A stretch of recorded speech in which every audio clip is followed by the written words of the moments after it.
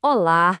Nessa nossa conversa de hoje, a gente vai falar sobre recalibrar a vida financeira. Mas olha, não do jeito que se imagina, viu? Em vez de abrir planilhas, a gente vai mergulhar em algo muito mais profundo, no sentido por trás do nosso esforço de cada dia. Vamos entender como os nossos sonhos podem ser, na verdade, a ferramenta mais poderosa para a nossa prosperidade. Essa pergunta é bem simples, mas eu sei, ela pode ser um pouco desconfortável. E não se trata de um devaneio qualquer, não.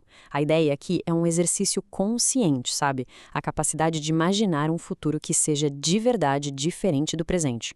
Um futuro com mais segurança, mais liberdade e, o que é fundamental, com mais intenção em cada escolha. E aqui que está o ponto-chave. Não é sobre ter desejos distantes, mas sim ter uma visão tão clara, tão nítida, que ela começa a guiar as decisões que a gente toma agora, no dia a dia. A verdade é que a maioria das pessoas não deixou de sonhar, não. Elas só entraram no piloto automático. E é sobre o custo disso que a gente vai conversar agora. Para pensar, acordar, trabalhar, resolver um monte de problemas, pagar contas. Quando a gente vê, o mês já acabou. Aí vem outro e mais outro. O problema, veja bem, não é ter uma rotina, é a falta de um pra quê dentro dela.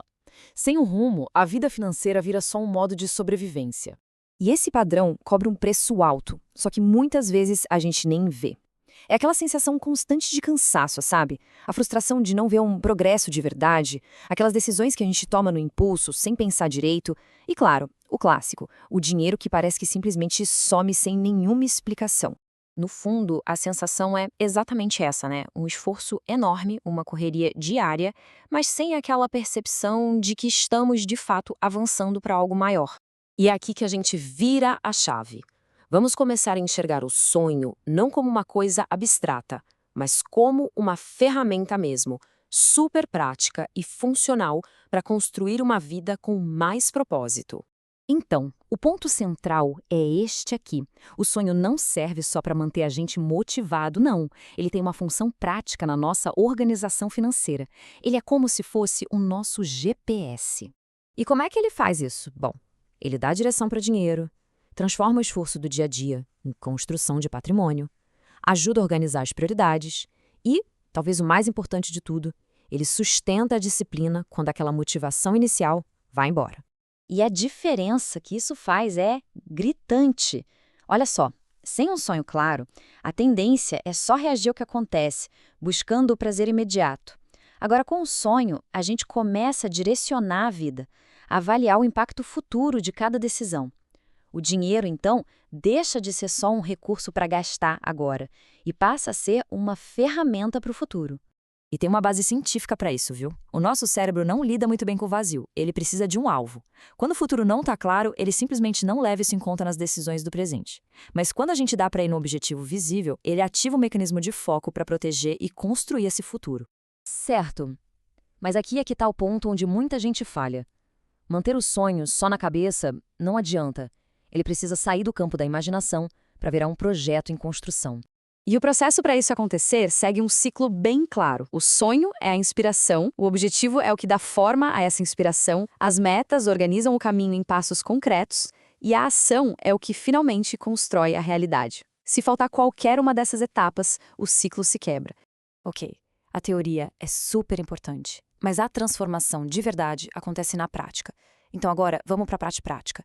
Quero mostrar duas ferramentas simples, mas que são extremamente eficazes para começar a sair desse automático. A primeira é o quadro dos sonhos. E olha, não tem a ver com estética ou lei da atração, não. É uma ferramenta de estratégia cognitiva, é um reforço visual constante daquilo que a gente quer construir. Ao manter os objetivos sempre visíveis no dia a dia, ele reforça o foco, reduz a dispersão mental com outras coisas, reativa a motivação naqueles dias mais difíceis e, o principal, mantém o objetivo vivo na nossa mente. Depois de visualizar os sonhos, é hora de escolher um como prioridade e dar a ele uma clareza que gera ação. E para isso, a gente usa o método SMART. O método SMART é o que transforma um desejo genérico, tipo quero comprar uma casa, num plano concreto. Cada letrinha é um filtro.